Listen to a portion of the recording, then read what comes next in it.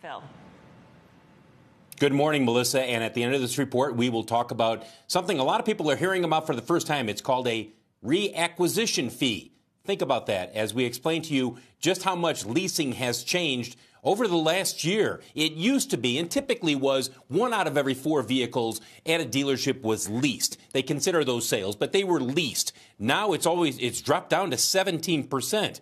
Part of the issue is that more consumers are opting to buy instead of lease when they go into the dealership these days. Some of that is because the dealerships, the automakers, are simply offering fewer vehicles to lease. There's less volume, there's less inventory, and frankly, a lot of automakers and a lot of dealers would rather sell you a vehicle than lease you a vehicle. In fact, many automakers have cut their leasing by at least 30%. So look at the change in the monthly payments for leasing and buying and what's happened in the last year. The gap between the two has widened just a little bit, but there you see leasing. It's now almost $600 a month on average. That's just the average. And if you're one of those people who likes to lease a luxury vehicle, you're going to be paying a lot more than that. Take a look at the dealership stocks. Leasing decline is hurting the used vehicle supply.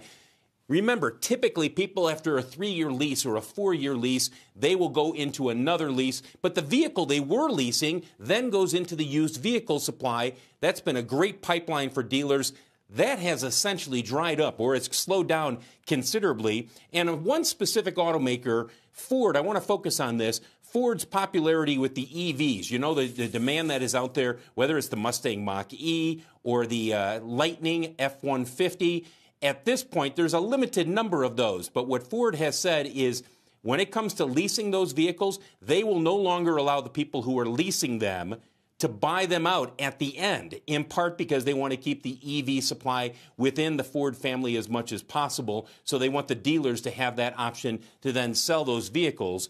And when it comes to leasing reacquisition fee, Melissa, this is the little surprise that has popped up more and more within the last year at not all dealerships, but a lot of dealerships around the country, and a lot of automakers are not happy about this. You will have dealers, even though it's not in the contract for a lot of people originally, who will say, well, you want to give us back your car at the end of the lease? Okay.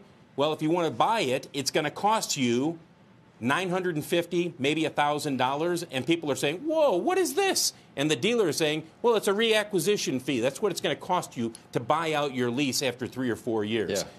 By the way, a number of automakers have told their dealers, knock it off. That is not in the contract for a number of leases. So you really have to look at that when you are leasing a vehicle. Yeah, reacquisition fee. They made that up. That's like that reminds me of Fargo. You got to get this True Coat. You got, the True Coat. I can knock 100 off the True Coat, down to 4. I have a personal anecdote like I always do, Phil. So last time I turned in my luxury vehicle that was leased, a lot of times, you know, with a low-profile tire, you mess up the wheels on a curb or something, and when you try to turn it in, they're going to charge you something for that. Or there might be a ding here or a ding there. This time I turned it in, I go, do I owe you anything? Said, oh, no. They didn't take it back as a lease. They immediately took it and wanted to sell it. They didn't care what condition. Oh, absolutely. This car was in. And Joe, like an idiot, I should have bought it. Joe, that's why. I should have bought it, and I should have that's sold why it. a lot of people they want that now. A lot of people are saying, well, at the end of the lease, I don't want to go into another lease. I want to buy my vehicle because I can go down the street to CarMax or to another dealership, and I can sell it for far more than what I originally, what it was the original value on it. That's the impact of the rising residual rates, which is why you will have some dealers try to tell you, okay, if you want to buy out the lease, it's another $950 on top of what it's going to actually cost to buy out the remainder of the thing, like feeds. I know. Somebody should look into that, right? Like it's like a scam. They made that. They went to McKinsey. What can we do here? I got it. A reacquisition. It's like the True Coat.